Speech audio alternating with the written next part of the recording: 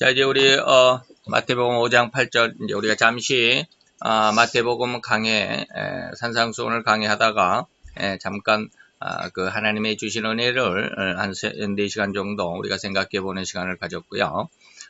다시 이제 본론으로 돌아와서 마태 5장 8절로, 이제 우리가 오늘 이 시간 다시 한번 하나님의 말씀 앞에 있게 되기를 원합니다. 오늘 말씀은 제목을 제가 이렇게 정했습니다. 인간이 가장 아름다울 때라고 이렇게 말씀을 정했는데요. 그런 의미가 도대체 인간이 가장 아름다울 때가 어느 때인지, 사람들은 이러한 그 아름다운 모습을 갖기를 원하죠. 그런데 실상은 그렇지 못하는 것 같아요. 다시 말하면, 그 사람이 정말 아름다운 모습을 우리가 참 귀한 사람이다라고 이렇게 생각을 하지만 어느 때 그 사람의 그 실체가 드러나게 되면 참 그 실망할 때가 많죠. 너무나도 엄청난 정말 인격자답지 못하는 그런 일들, 이런 일들이 많이 있습니다. 우리 자신에게도 있어요. 우리 자신에게도 있습니다.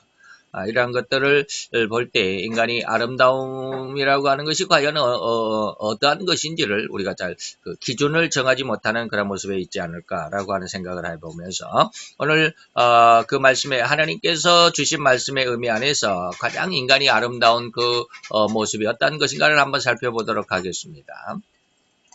자, 우리 본문을 다 같이 한 목소리로 봉독을 하도록 하겠습니다. 우리 다 같이 봉독하겠습니다. 마음이 청결한 자는 복이 있나니 저희가 하나님을 볼 것이며 라고 합니다. 자, 이제 우리는 이 마태복음 5장 8절 속에서 인간이 가장 아름다울 때라고 하는 그런 제목, 그래서 그 의미가 도대체 어떤 의미인지를 한번 생각을 해보도록 하겠습니다. 자, 우리가 지난 시간에 이제 10년 가난하는 것들 이런 거 보았죠. 10년 가난, 그 다음에 뭐 애통, 그 다음에 이제 온유함, 그 다음에 의를 사모하는 것, 그리고 긍휼히 여기는 것을 하다가 다시 돌아가가지고 의를 사모하는 것에 대해서 한 4시간 정도 하나님께서 저 자신에게 주신 은혜, 다시 말하면 저 자신을 이렇게 책망하신 그런 내용 안에서 우리가 하나님의 말씀의 깊이 안에 있으면 이러이러한 모습이 된다라고 하는 그런 어떤 내용들로 쭉 한번 정리를 해봤고요. 오늘은 이제 하나님, 우리가 흔히 말하는 산상수훈인데, 산상수훈은 보통 팔복이라고 말하는데 저희들은 이제 하나님의 자녀로서의 자격이라고 하는 그 포인트를 맞춰서 7가지로 말합니다. 7가지로 말하는데 그 마지막 이제 부분으로 들어가는 그 마음 청결함, 6번째 그런 은혜를 한번 생각해 보고자 합니다. 한번 잘 한번 우리가 이 말씀, 오늘 이 본문의 말씀을 우리가 잘 한번 배워봐야 합니다. 너무 중요하고요. 여러분들이 세상을 살아나가는 데 있어서 오늘 그 인간이 가장 아름다울 때라고 제가 이렇게 제목을 여러분들에게 제시를 했던 것처럼 그 아름다운 마음을 그 아름다운 모습, 그 아름다운 마음을 여러분들 좀 소망을 했으면 좋겠고, 또 그런 어떤 기대감을 가지고 또 여러분들의 그 인생 속에서 바로 그런 이 가장 아름다운 마음을 추구하는, 열심히 추구하는 그러한 삶, 그러한 어떤 인생이 되었으면 하는 그런 간절한 바람으로 이 말씀을 한번 우리 같이 더듬어 살펴보고자 합니다. 자, 우리는 앞에서 마음이라는 것, 다시 말하면 심령이 가난한 자라고 했을 때 처음 그런 말씀을 했겠죠. 심령이라고 하는 것이 과연 어떤 것인가라고 할 때, 그때 이때 이 마음, 심령을 우리는 보통 우리 한글로 보면 심령 그러면 우리 한국 사람들은 그냥 마음이라고 생각을 합니다. 그런데 이것은 마음, 마음, 다시 말하면 하트가 아니라 푸뉴마다라고 하는 말, 그리고 이거 성령이 역사하는 마음, 그리고 또 성령이 역사하지 않는 마음, 푸시케, 혼이라고 이렇게 말할 수 있는 이런 말로 이미 우리가 한번 말씀을 드렸죠. 잘 기억을 하셔야만 합니다. 그래서 여기에서 말하는, 그러나 여기서 말하는 이 마음, 오늘 5장 8절에서 말하는 마음은 이러한 마음, 다시 앞에서 말하는 3절에서 말하는 거 뭐 푸시케니 뭐 푸뉴마니 하는 이러한 마음과는 다르죠. 다시 말하면 앞에서 우리가 3절에서 말하는 심령 할 때는 그 심령은 뭐요? 마음이 아니라 스피릿이라고 그랬습니다. 영이다라고 그랬습니다. 그러나 여기서 말하는 것은 이 마음 자체를 말하는 것이죠. 이제 5장 8절에서 마음이 청결한 자 했을 때 그 마음은 푸시케나 푸뉴마가 아니라 마음 자체 하트라고 하는 것입니다.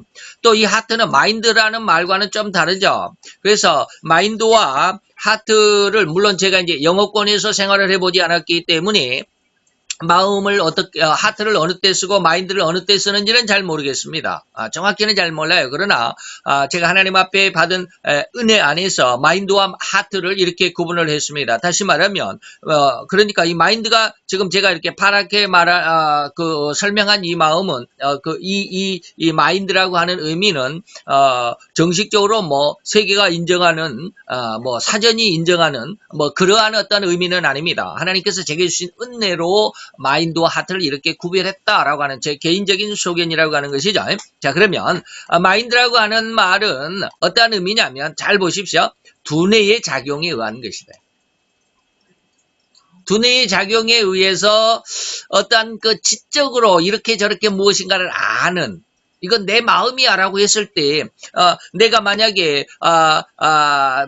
노트북을 사고 싶어 하는 그 마음이 있어요. 그 마음은 뭐요? 두뇌의 작용에 의해서다 이 말이에요. 두뇌의 작용에 의해서 그 노트북을 이 노트북을 내가 갖고 싶다라고 하는 그런 어떤 생각이 들었다. 그런 어떤 것이 내 마음이다라고 말할 때 이 마인드는 뭐요? 두뇌의 작용이다라고 하는 것이죠. 이건 심리학에서도 이렇게 말하지는 않습니다. 그리고 하트라는 마음을 이야기를 할 때 저는 어떻게 하나님 앞에 은혜를 받았냐면 이건 두뇌의 작용이 아니라 마음의 작용이다. 심리학에서도 마음과 우리의 그 두뇌의 이 작용, 다시 말하면 이것을 전혀 구분하지 않습니다. 심리학이나 상담학에서 우리의 마음과 우리의 생각을 전혀 구분하지 않습니다. 제가 심리학을 아주 깊이 전공은 하지 않았지만 상담 심리학을 했기 때문에 저는 이제 복학을 해가지고 편입을 해가지고 3학년 4학년 2년을 했기 때문에 그런지는 모르지만 4년을 어저께 전공한 그런 공부와는 좀 다르겠죠. 그런데 그 2년을 공부하면서 편입해서 3학년 4학년을 공부하면서 심리학에서 마음과 생각을 구분하는 듯한 어떠한 어떤 가르침도 들어보지 못했습니다. 그래서 심리학에서조차도 마음과 생각을 거의 하나로 봅니다. 그런데 저는 이것을 아주 구분해야 할 필요가 있다라고 하는 것입니다. 다시 말하면 생각은 뭐요? 두뇌의 작용입니다. 그래서 그 생각 두뇌의 작용에 의해서 나타나는 마음을 마인드다라고 이렇게 말하고요. 우리 마음 감정에 의해서 나타나는 마음을 저는 이제 생각이 아니라 이것을 마음, 감정 이렇게 말하는 이 하트다라고 이렇게 구분을 짓고자 하는 것입니다. 그래서 이 카르디아라고 하는 이 마음은 인간의 인격의 중심이다. 그러니까 마인드는 인간의 인격의 중심이 될 수 없습니다. 그러나 하트는 인간의 인격의 중심, 인간 그 자체를 의미하는 것이죠. 성경은 때로 하나님이 인간의 심령을 감찰하신다라고 이렇게 말씀하실 때 이때 하나님이 보시는 마음이 바로 이제 푸뉴마나 푸시케 이런 어떤 마음도 아니고요. 마인드도 아니고요. 카르디아라고 하는 이 마음을 하나님이 보신다라고 하는 거예요. 이 카르디아 도대체 이게 잘 여러분들이 많이 훈련하지 않으면 그리고 이 마인드와 하트를 구분하려고 하는 그런 어떤 마음이나 어떤 의지가 없이는 이 말이 도대체 무슨 말인지 잘 몰라요. 인격의 중심 사전에는 그렇게 나와요. 인격의 중심이다. 이거 인간 어디 있습니까? 인격의 중심이다 이 말은 사전적인 용어입니다. 그래서 사전에는 뭐라고 그랬냐면 마음은 인격의 가장 깊은 원천으로서 하나님께 직선으로 열려있고 그리고 주의 주의 의도를 그대로 따르게 되는 이러한 한 부분이다 라고 이렇게 말하고 있습니다. 신학사전에서 그럽니다. 일반 사전에서 하나님께 직선으로 이런 말이 일반 사전에 나올 리가 없죠. 신학사전에서 이렇게 정의를 하고 있습니다. 자, 하나님은 인간의 이 카르디아라고 하는 마음이 하나님 자신의 의도를 나타냅니다. 그러니까 이 마음이 열려있지 않으면 우리가 5장 3절에서 영이 열려있지 않으면 이 마음도 열리지 않습니다. 좀 희한하죠? 그리고 이 마음이라고 하는 것을 여러분들이 깊이 고뇌하면서 기도하면서 물론 저는 이것을 이러한 어떤 의미를 얻기 위해서 깊이 기도한 것은 아닙니다. 오랜 시간 기도하다가 하나님께서 이거 알려주신 겁니다. 그래서 하나님을 의지하도록 다시 말하면 믿음을 갖게 하고 하나님을 의지하고 삶 전체가 하나님이 주관하신다라고 하는 우리가 지난 시간에 주관이라고 하는 말씀을 좀 드렸죠. 설교하기 이전에 제가 이제 조금 예외적인 서두에서 예외적인 모습으로 하나님께서 은혜를 어떤 사람에게 줄까라고 하는 거 아마 그것을 여러분들이 다 귀담아 마음이 확실히 그건 진리다라고 이렇게 표현할 수는 없다 할지라도 저는 아마 왜 사는 하나님께서 온 세상을 다스리시는 하나님의 법칙이거든요. 사는 그래서 그 중에 2개는 성경에 기록이 되어 있다라고 그랬습니다. 욥을 통해서는 어떠한 주관하심을 믿게 했다고요? 세상 우주 천지 우주 만물을 주관하시는 하나님, 세상을 주관하시는 하나님을 욥에게는 알려주십니다.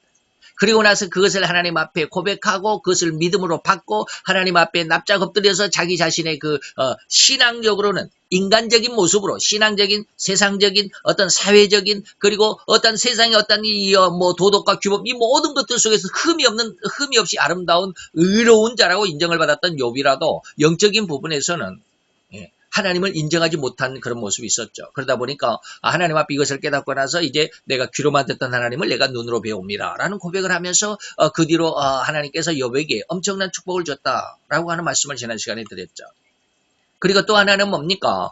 다니엘서 4장에서 느부갓네살 왕, 그는 비록 하나님을 믿지 않는 이방인이었지만 그를 통해서 하나님의 어떠한 주권을 인간 나라를 다스리는 인간 나라를 주장하시는 가장 최고의 가장 높은 주관자이심을 알게 했다. 이것을 알기까지 느부갓네살이 얼마나 큰 고통을 당했어요? 7년 동안 미치광이가 돼가지고 들에서 그냥 완전히 미친 사람처럼 떠돌아다니다가 하나님의 은혜로 인해서 7년 만에 회복이 됐다. 그리고 왕권을 회복했다라는 말씀 다니엘서 4장에 있습니다.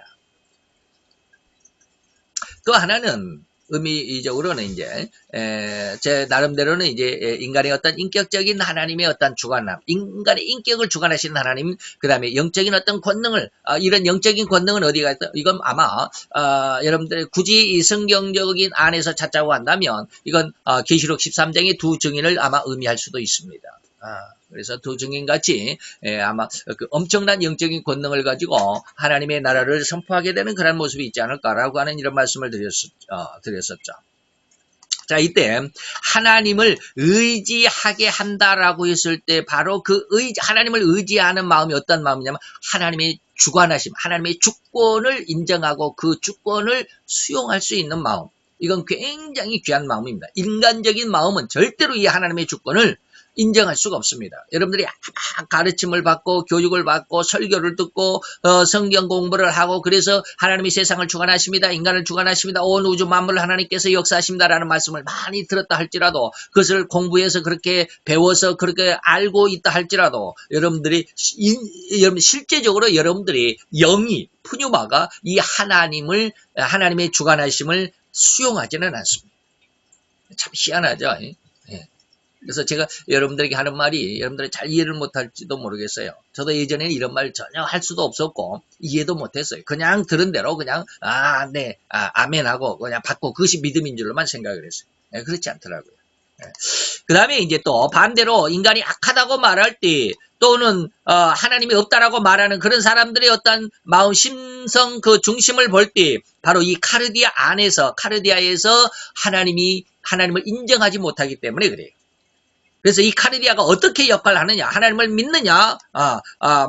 하나님이 이 카르디아 안에서 자신의 의도를 나타내고 그 하나님을 의지하기도 하실 때 이것을 받아들이는 사람이 있고, 아니면 하나님을 악하다고 말할 때 그 사람은 하나님이 없다라고 말하는 이런 사람들, 이런 마음들, 이런 카르디아들. 그래서 인간 각 개인에게 이 카르디아가 어떻게 역할을 하느냐에 따라서 그 사람은 곧 하나님을 거역하고 반대하는 그런 어떤 충동된 그런 어떤 감정, 그런 심령을 갖게 된다 이 말입니다. 그래서 하나님의 거룩함의 은혜를 얻은 사람들은 그 마음도 청결해졌다. 청결해졌다. 이 마음의 청결이라고 하는 것이 얼마나 큰 은혜인지 여러분들이 좀 느껴보셔야 되는데, 저도 이 마음이 청결하다는 말을 저희 스승님으로부터 그냥 설교 1시간 들었기 때문에 이 청결한 마음의 어떤 그런 뭐라 그럴까, 그런 어떤 청결한 마음의 분위기, 또 그 청결한 마음에 주신 하나님의 어떤 은혜, 그리고 그 청결한 마음이 나타낼 수 있는 어떤 그런 능력, 세상을 살아가는데 세상을 어떻게 살아가는지, 이런 어떤 모습을 전혀 생각하지 못했습니다. 전혀 그런 것들을 알려고도 못했죠. 알려고도 상상조차 못했어요. 그런데 하나님께서 기도하면서 이런 것들을 다 하나하나 물론 저에게 알려주신 만큼만 저는 알고 있습니다. 그래서 이러한 청결한 마음은 뭐냐면 아무것도 자기의 야망과 욕심을 드러내지 않게 되는 것이다. 여러분 지금 이 말을 말로는 들을 수가 있죠. 말로는 들을 수 있어요. 근데 이 마음이 어떠한 마음인지 여러분들이 짐작할 수 있을는지 모르겠어요. 어마어마한 것. 자기의 야망과 자기의 욕심이 없다. 그래서 바로 이러한 마음이 자기를 죽이고 있는 유대인들과 로마 병정들을 향하여 오히려 사죄의 기도를 올리고 있는 스데반이나 예수님의 마음. 이 마음이 바로 카르디아가 청결했다. 청결한 마음이다. 라고 하는 것입니다. 근데 우리는 이 카르디아가 완전히 죄로 이미 물들어 있습니다. 그렇기 때문에 우리 마음속에는 전혀 남을 위해서, 여기서 아까 뭐라고 그랬습니까? 뭡니까? 자기의 야망과 자기의 욕심이 없다라는 말씀을 드렸는데, 인간은 절대로 이 카르디아가 죄에 물들어 있고 죄의 점령을 당하여 있기 때문에 절대로 자기 야망과 욕심이 없을 리가 없습니다. 아무리 훌륭한, 아무리 큰 교회를 건축을 하고, 아무리 큰 목회를 하고, 아무리 유명한 그런 목회자를 할지라도 마음속에 자기 욕심이 다 들어있습니다. 여러분들 이걸 잘 모르겠죠. 저는 그런 것들을 많이 봅니다.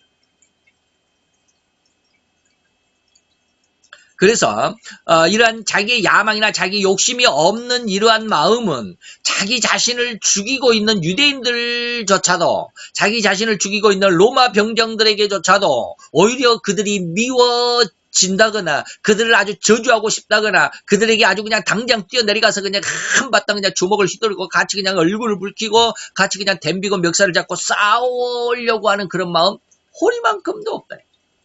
이것이 뭐예요? 스데반과 예수님의 마음이었습니다. 네.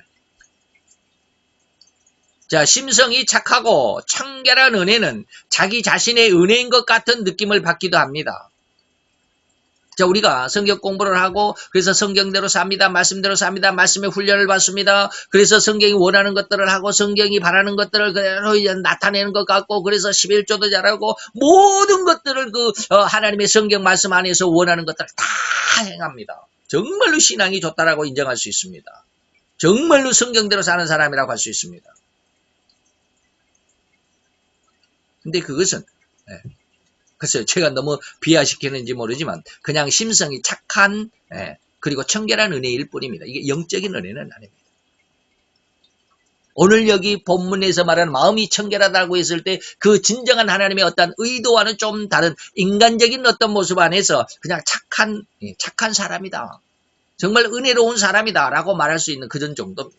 그것도 너무너무 어마어마하게 큰 신앙이라고 말할 수는 있지만 말입니다.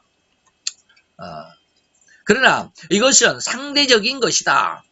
곧 대타적인, 다시 말하면 상대방에게, 다시 오늘 이게 마음이 청결하다라고 말했을 때 이것은 뭐요? 상대적인 은혜, 이 개인적인 모습이 아니라 대타적인 은혜라고 말할 수 있으니, 다시 말하면 어떤 사람들과 관계를 이루면서 그에게 더 이상 자기의 욕심이나 야망으로 남을 이용하려 한다거나 남에게 대한 어떤 자기 욕심을 나타내거나 이런 어떤 전혀 부정적인 마음이 없다라는 것입니다. 그래서 전혀 청결하고 깨끗하여 한 점의 부끄러움도 없는 그 청결함으로 사람들을 대할 수 있으니까 곧 이러한 사람은 왼뺨을 치면 오른뺨까지라도 돌려댈 수 있는 그런 마음을 소유하게 되는 것입니다.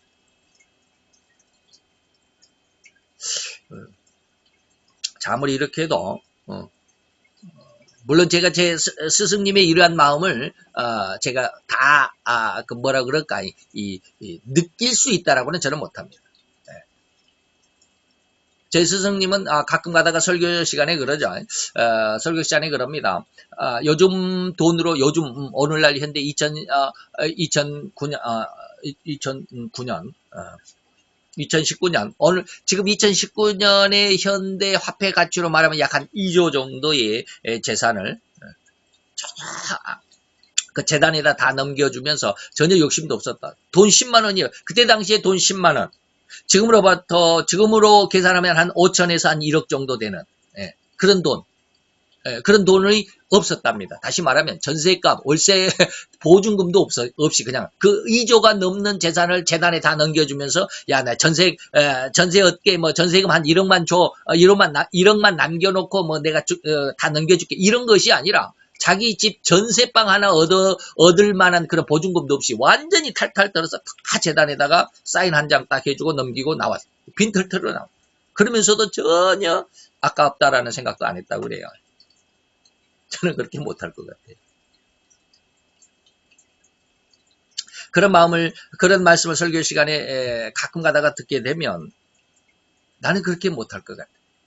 이런 마음이 뭐냐면 왼뺨을 치면 오른뺨까지 돌려댈 수 있는. 그래서 그런 마음이 내 마음속에 아직 그때 당시에 느껴지지를 못했어요. 야, 도대체 저 마음이 무엇일까라고 하는 어떤 조금 아주 얄팍한 어떤 그런 호기심, 그 무엇인가를 알아야 되겠다는 간절함은 아니지만, 저럴 수 있을까? 나는 그건 못하겠다. 뭐 이 정도의 생각으로만 그 설교를 들었습니다. 근데 지금 한 30년, 한 25년 정도가 지난 다음에 제가 이걸 조금씩 느끼고 있습니다.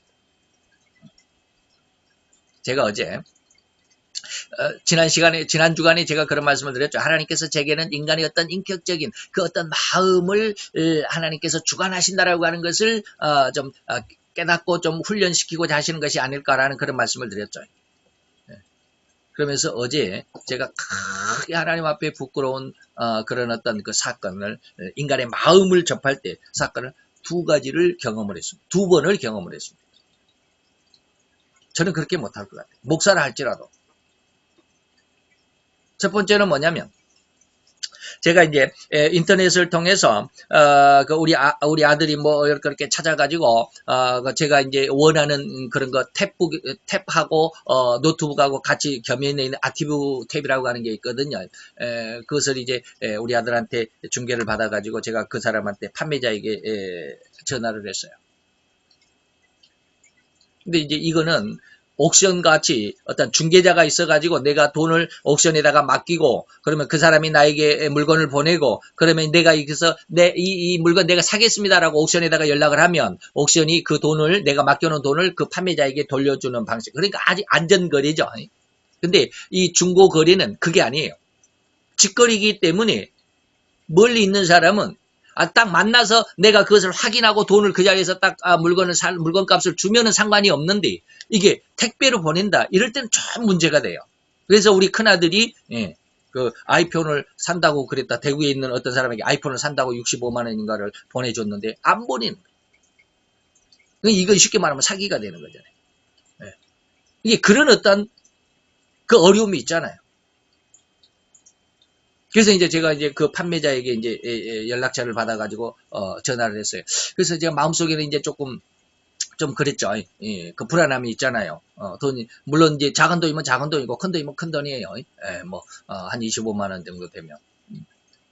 그래서 제가 물어봤어요. 그러면 어떻게 하시겠습니까? 택배를 보내주시고 제가 돈을 또 보내주고 그러면 제가 돈을 먼저 보내주면 또 택배를 안 보내주면 또 어떻게 돼요? 또 저 보내줬는데 저 사람은 내가 돈을 안 보낼까 의심할 것이 아닌가. 뭐 이런 거 있잖아요. 그래가지고 그럼 어떻게 해야 될까요? 그런데 이분이 하는 말에 제가 마음이 굉장히 부끄러웠어요. 하나님 앞에 제가 이렇게 부끄러워 본 적이 지금 두 번째. 그분이 뭐라고 그러냐면 믿고 하겠습니다. 제가 믿고 먼저 보내드리겠습니다. 그리고 그 먼저 보내드릴 테니까 그것을 물건을 확인하시고 마음에 드시면 돈을 보내주세요. 제가 그 말 듣고 얼마나 부끄러웠는지 몰라요. 야, 이게 믿음이구나. 세상을 이렇게 믿음으로 하나님께서 이 믿음으로 세상을 이렇게 쉽게 말하면 세상이 믿음으로 살아가라고 했는데 세상은 이 믿음이 없구나.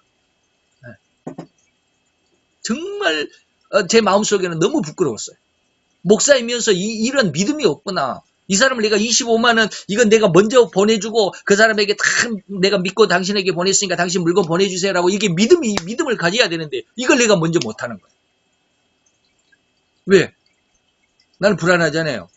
25만 원 나에게 큰 돈인데 이거 보내줬다고 저 사람이 안 보내면 어떡해? 내가 저 사람 얼굴 본 적도 없고 그냥 전화 지금 한 통으로 이 물건을 지금 거래하자고 그러는데 그잖아요. 거기서 하나님의 청결한 마음을 하나님 앞에 부끄러워해서 야 이렇게 부끄럽고 이렇게 마음이 내 욕심과 세상적인 어떤 그런 욕심밖에 없는 그런 마음이에요. 그러고 나서 또 어제 이제 오후죠. 그때도 뭐 이렇게 이른 오전에 그런 일이 있었고 저녁 늦게 이제 또 핸드폰을 어떻게 바꾸러 갔는데 나는 이제 지금 신용이 안 좋기 때문에 핸드폰을 못 한다고 그래요. 예. 보증보험에선가가 딱 막아놔가지고 내가 연체가 있어가지고 그 보증을 안 써준대요. 보증보험에서 모든 핸드폰은 보증보험에서 다 보증을 써주고 나서 이제 핸드폰을 개통을 하는데 그래서 안 되면 그만두세요. 저는 뭐 안 바꿔도 그냥 중고 장터에 가가지고 현금으로 뭐 한 20만 원짜리 하나 사가지고 거기다가 내 유심 딱 끼워서 쓰면 되죠 뭐. 저는 그러고 말았어요. 근데 그 통신사 사장인데 뭐 나를 아는 것도 아니고 나를 뭐 만난 적도 없고 그날 처음 가서 만났거든요. 처음 가서 만났는데 가만히 계셔 보세요. 제가 한번 길을 알아볼게요. 한참을 뭔가를 이리저리 컴퓨터에서 이리저리 하더니 됐습니다 그래요. 제 핸드폰 가지고 있었던 옛날 핸드폰이 띠리 뭔가 울려요. 그래서 뭔가 했더니 개통이 됐다라는 거예요. 뭐가 개통이 돼요? 이 핸드폰을 원하는 것을 내가 원하는 그 핸드폰으로 개통이 됐다는 거예요. 어떻게 개통이 돼요? 안 된다고 그랬잖아요 아까. 됐다고. 이따가 알려드릴게요. 그래서 나중에 이제 모든 것을 다 끝내고 이제 와서 설명을 해주는데 그 핸드폰이 뭘였네? 핸드폰이 세 종류가 있습니다. 최고 쉽게 말하면 고급품이 있고요. 그 다음에 중급폰이 있습니다. 중급. 예? 고급이 있고 그 다음에 중급이 있고 마지막에는 이제 그냥 보급품이 있습니다. 일반 사람들이 그냥 싸게 그냥 막 쓸 수 있는 보급품. 이게 저급, 중급, 고급 이렇게 하는 것처럼 저급이라고 안 하고 이제 보급품이라고 이렇게 하는데 그래서 그때 저는 이제 중급으로 했습니다. 지금까지는 이제 고급품을 썼잖아요. 노트를 썼는데 노트를 아니고 그냥 A 시리즈로 했습니다. 근데 그게 돈이 상당해요. 60만 원인데 그것을 자기가 다 대주겠다는. 그래서 쉽게 말하면 기계를 나에게 공짜로 주겠다는. 그 말을 듣고 제가 얼마나 어제 제 마음속에 부끄러웠는지 모릅니다.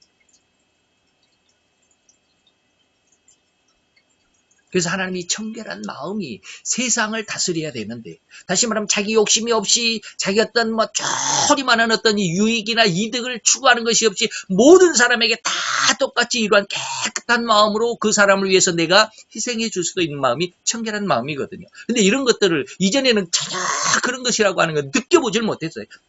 우리 스승님이 이 청결한 마음이라고 하는 마음을 아까 제가 말씀드렸듯이 그런 어떤 내용 안에서 이렇게 했다라고 그 마음에 대해서 설명을 할 때 저는 그것을 느낌이 없었어요. 나는 그거 못할 텐데 아깝지 않았을까 뭐 이런 생각만 가지고 있었는데 요즘 제가 그 한 25년이 지난 지금 요즘에 제가 그것을 느끼고 있습니다. 마음속에 느끼고 있습니다. 그러면서 그저께인가는요 새벽에 이제 사무실에서 퇴근하기 전에 기도를 하는데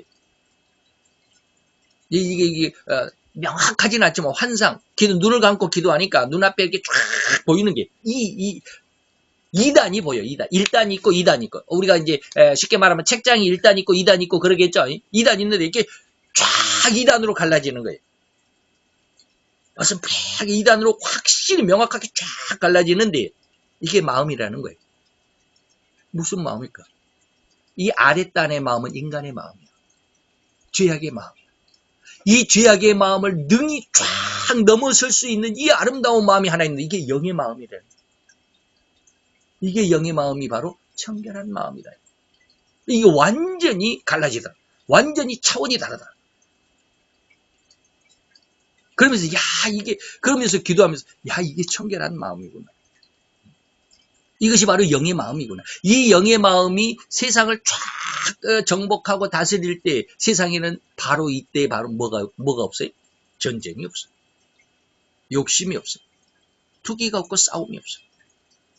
근데 이런 마음을 이미 에덴 동산에서 잃어버렸잖아요. 이 거룩한 마음을 하나님이 주셨는데. 그러면서 하나님께서 제게 느끼게 하는 것은 내가 이렇게 어마어마한 이 아름다운 마음을 너에게 줬는데 넌 얼마나 사용했니? 얼마나 사용하고 있니? 그저 세상에 내 욕심, 내 야망, 내 감정, 내가 조금만 손에 올라치면 팍 삿대질하고 화내고 세상 하나님께서 이 온 우주 광대함이라고 하는 것 예전에 제가 많이 설교를 했습니다. 그것을 단 한마디, 한순간 한마디로 세상 그 온 은하계를 다 지으신 그 하나님의 그 말의 능력. 근데 너는 얼마만큼 이 말의 능력을 사용했니? 내 입술에는 그냥 남을 욕하고 저주하고 그냥 시기하고 그냥 시시거리고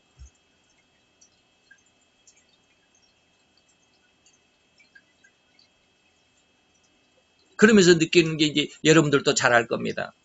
인간이 살아가면서 인간의 뇌를 몇 프로나 쓰고 살까? 인간의 최고의 천재라고 하는 아인슈타인도 4% 정도밖에 쓰지 못했다라는 말. 여러분 아시죠? 인간의 뇌의 4%만 활용을 하고서도 인간 최고의 천재라고 인정받을 수 있는 세상 최고의 천재 과학자가 됐다라고 그러잖아요. 그러면 그것을 우리 뇌의 용량이 얼마나 크다라는 거예요. 어마어마하다라고 하는 거 아니에요. 하나님 그걸 알겠어요. 너 이렇게 어마어마한 이 뇌의 작용, 뇌의 큰 기능을 내가 너에게 줬다. 너 이거 얼마나 사용했니? 말도 천하 우주만 온 은하계를 한순간 한마디로 창조하신 그 말의 능력을 내가 너에게 줬는데 너는 그 말을 가지고 얼마나 사용했니? 네, 너무 부끄러웠어.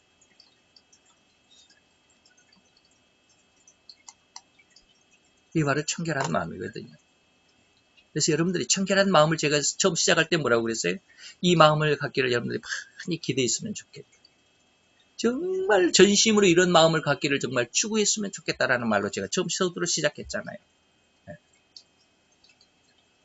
제가 지난 한 주간 동안 기도를 깊이는 못해요, 요즘에. 아주 하루 종일 사무실에 있으면서 시간이 없어요. 기도할 시간이. 그래서 시간 날 때마다 하나님 앞에 늘 간절함으로 하나님 어떡합니까?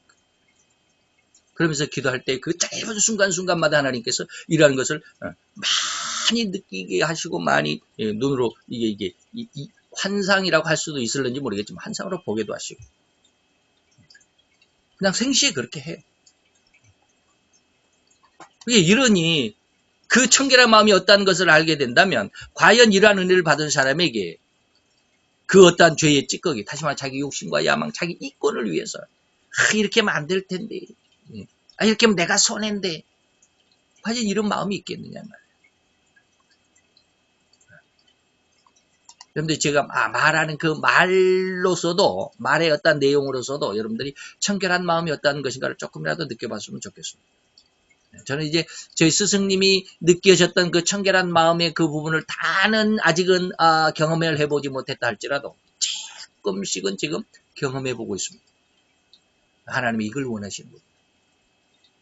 이게 인간의 인격들이 바로 이렇게 죄악 가운데 있어서 이 마음에서 완전히 정복하고 다스릴 수 있는 마음은 뭐예요? 그 죄악을 가지고 있는 마음이 아니라 그 죄악의 마음에서 확실히 뛰어나고 확실히 분리될 수 있고 확실히 더 높은 그래서 내 길은 너희 길과 다르고 내 생각은 너희 생각과 다르다라고 그 말씀 안에서 이 온 우주 만물을 다스릴 수도 있고 정복할 수도 있는 그 인격, 그 마음, 그 청결하고 거룩한 마음이 바로 이런 것이다.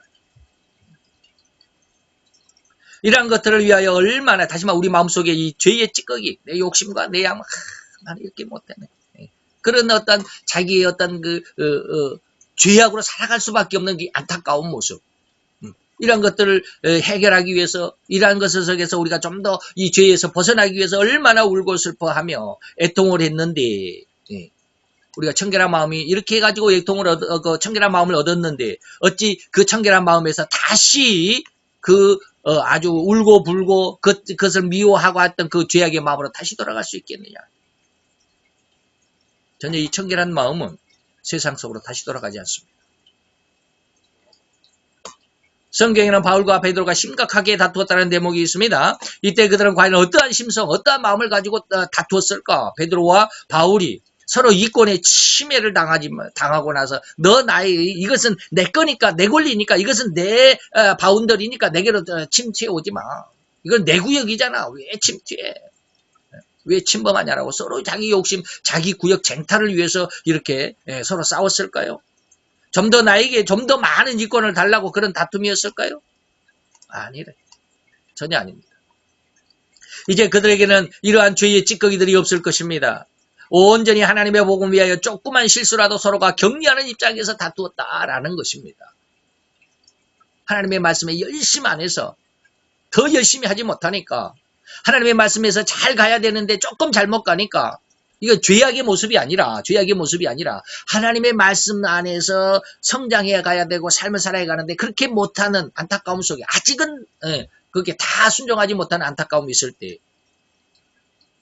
바울이 베드로와 심하게 다투었습니다. 다시 말하면 베드로가 이방인들과 같이 식사를 하다가 유대인들이 오니까 유대인들은 철저하게 율법주의자들이잖아요. 물론 그 중에서도 이제 율법 아닌 유대인 그리스도인들입니다. 요즘으로 말하면 예수와 뭐라고 그럽니까? 요즘에 이스라엘에서는 이 사람들 메시아닉이라고 그러나요? 메시아닉 주다 그러잖아요. 이런 사람들을 의미합니다. 이런 사람들이 오니까 베드로가 뭐라고 그래? 이방인들과 함께 밥 먹으면 이렇게 부정을 타는데 성경 안에서 우리가 해석하는 어떤 성경의 내용과는 위배되는 율법을 범하는 일인데 그래가지고 살짝 나가버리잖아요. 그래서 안 하는 척 한다 이 말이에요. 안 하는 척 하다가 안 하는 척 하는 거 이런 거. 이거를 바울이 알게 되잖아요. 그래서 베드로에게 심하게 질책하잖아요. 이런 싸움. 네, 그 다음에는 말하지 않겠습니다. 다시 말하면 자기도 진리대로 살지 못하고서야 어찌 남을 진리대로 살라고 권하겠는가. 이것이 바울이 베드로를 책망한 이유입니다. 그래서 요즘에 하나님이 제 마음속에 깊은 어떤 뿌리를 주신 것이 뭐냐면 우리가 아무리 제가 늘 이야기하잖아요. 아무리 큰 교회를 아무리 큰 목회를 하고 아무리 이 어마어마한 많은 사람들에게 하는 것들을 했다 할지라도 그 마음속에 죄가 들어있다면 자기 욕심이 들어있다면 자기는 그 죄를 가지고 남에게만 잘하라고 그랬지 자기 자신은 못하고 이걸 해결하지 못하는 다시 말해 죄성인데 죄성을 해결하지 못하는 그러면 하나님 앞에 어떻게 될까? 바울이 베드로를 책망했던 게 바로 그런 어떤 의미의 한 부분일 것입니다. 마음이 청결한 자에게는 이제 더 이상 남들에게 무엇인가를 바라는 엉근한 마음은 없을 것입니다. 곧 하나님께서 온 인류, 온 세상, 전체 온 은하계까지 한순간에 만드셨던 그리고 또 영원히 그 만드신 온 은하계까지를 영원히 한치의 오차도 없이 운용해 가시는, 주관하시는 그 주관자로서의 전지하심, 그 주관자로서의 전능하심을 성도들이 인간들이 알아야만 한다라는 어떤 그런 의도. 이게 청결한 마음이거든요. 그 마음으로까지 그 의도에서 인간들을 성장시키고 양육시켜 가신다라는 것을 깨달아야 된다. 또 그러한 은혜를 받아야만 한다라는 것. 다시 말하면 이 마음이 청결한 은혜. 그래서 제가 여러분들에게 서두에 말씀했다라고 아까 또 말씀했던 것처럼. 자, 이런 은혜가 바로 온 세상을 주관하시는 하나님이심을 믿고 믿을 때 참으로 그래서 아까 카르디아는 하나님을 인정하고 하나님을 따르게 되는 의지하게 된다라고 이렇게 말씀을 드렸잖아요. 이 카르디아가 청결하게 될 때 그래서 참으로 이 세상에 그 어떠한 능력이라도 그 어떠한 실력이라도 그 어떠한 이권들이라도 한 톨의 먼지 알갱이보다도 못하라는 것을 철저하고 완벽하게 이해하게 되는 마음이 청결합니다. 그럼 세상에 아무것도 가진 것이 없으니까 세상을 다 내버려 두니까 나는 완전히 알거지가 되고 나는 아무리 그냥 세상에 시체 말하면 쪼다 바보가 됐느냐. 그렇지 않아요. 이 청결한 마음이 세상을 주관하고 정복하고 다스린다라고 하는 겁니다. 기가 막히잖아요. 돈이 없어서 통행세가 없어서 쩔쩔매는 베드로에게 뭐라고 그래? 예수님은 너 갈릴리 바다에 가서 낚시를 던져봐. 맨 처음에 그 낚시에 걸려서 올라오는 물고기가 있을 거야. 그 물고기 입을 열어보면 그 한 양이 있을 테니까 너는 나를 위해서 통행세가 반 양인데 너 나를 위해서 한 양을 지불하고 우리 가자. 기가 막히잖아요. 예수님가 그렇겠습니까? 물론 예수님이니까 그래요. 근데 마음이 청결한 자는 그렇게 할 수 있습니다. 왜요? 제가 요즘에 은혜를 받으면서 하나님께서 내가 이렇게 본을 보여줬잖아. 너희들도 이와 같이 해라 라고 하는 말씀이 요한복음 13장에 있습니다. 그 말씀을 전체적으로 적용이 가능하다는 걸 느낍니다. 요즘에. 네. 그러니까 예수님이 할 수 있던 거 우리가 하나님이 된다는 뜻은 아닙니다. 우리가 하나님이 된다는 뜻은 아니고요. 예수님이 베드로에게 물고기를 건져서 거기에 동전 한 입이 있는 것 너와 나를 위해서 통행세를 내라라고 했던 그런 어떤 기적적인 것이 이게 기적이라고 할 수는 없어요. 이게 청결한 마음을 가진 자에게 기적이 아니라 일상이 돼버립니다. 7배나 뜨거운 풀물 속에 다니엘의 세 친구가 머리털 하나 그슬리지 않고 살아남을 수 있었다? 가능할까요? 가능합니다. 다시 말하면 세상의 환란이 여러분들 범하지 않을 수 있습니다. 범하지 못할 수 있습니다. 그것이 하나님께서 우리를 지켜주신다는 약속이거든요. 이거 누구에게 마음이 청결한 자가 세상을 정복하고 다스렸을 때 이게 절대적으로 가능합니다. 이것을 이해하고 완벽하게 철저하게 이해하게 되고 깨달았다라고 하는 것이 바로 심령, 마음이 청결한 겁니다. 그런데 어찌 이 죄악의 세상과 온 세상의 영광을 사모하겠느냐 말이야.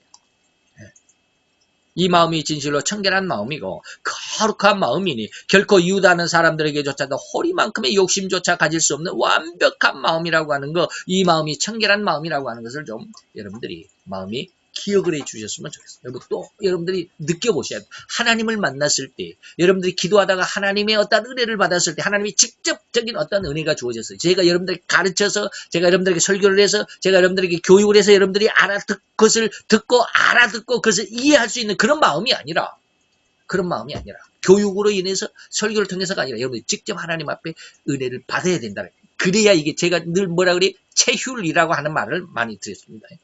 체휼해야 됩니다. 그래서 이 청결한 마음은 뭐라고요? 내 자신이 아니라 자아가 아니라 이타적인, 대타적인 그런 은혜입니다. 부모가 자녀들에게 없어서 못해주는 그런 안타까운 그런 마음. 그죠? 여러분들이 부모가 돼봐야 이런 마음을 압니다. 부모가 안 돼보면 아직은 부모가 되어보지 않는 엄마 아빠를 따르고 있는 그런 자녀로서의 그런 상황에서는 아직은 결혼 이전에 또 자기 자녀를 낳아보기 이전에는 절대 이 마음을 이해하지 못합니다. 새로운 마음이 태어난 것이 아니라 그때 느껴봐라. 체휼이란 말.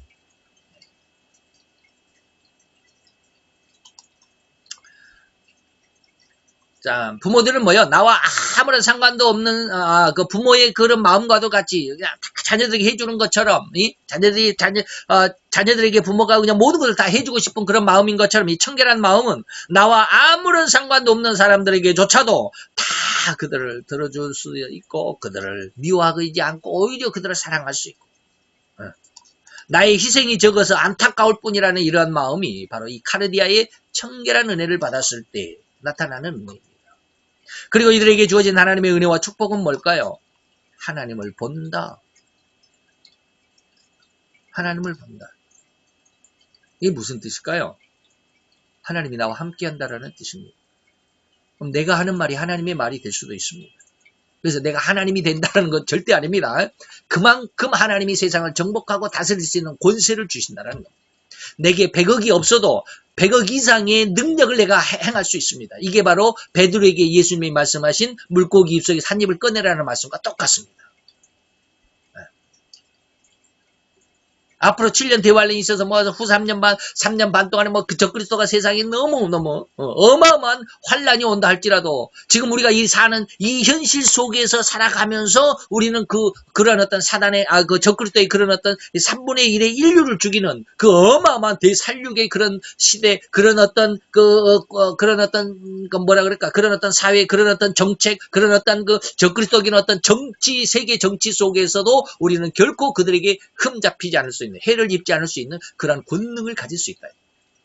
이게 아까 제가 말씀드렸던 7배나 뜨거운 풍물 속에 다니엘의 세 친구가 살아남는 그런 하나님의 은혜입니다.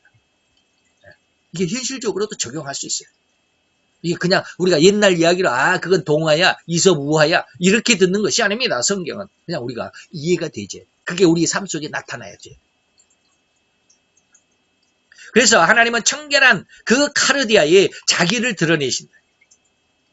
그리고 이러한 심령을 가진 사람들은 곧 그 마음에 도저히 인간적이고 욕심적인 것이 없을 뿐이다. 이게 아가서 1장 2절입니다. 아가서 1장 2절은 뭐라고 그래요? 나에게 입맞추기를 원하는 너의 그 입맞춤을 원하는 그 마음을 보니까 세상 포도주보다 낫더라. 여러분들 기억을 해 주셨으면 좋겠어요.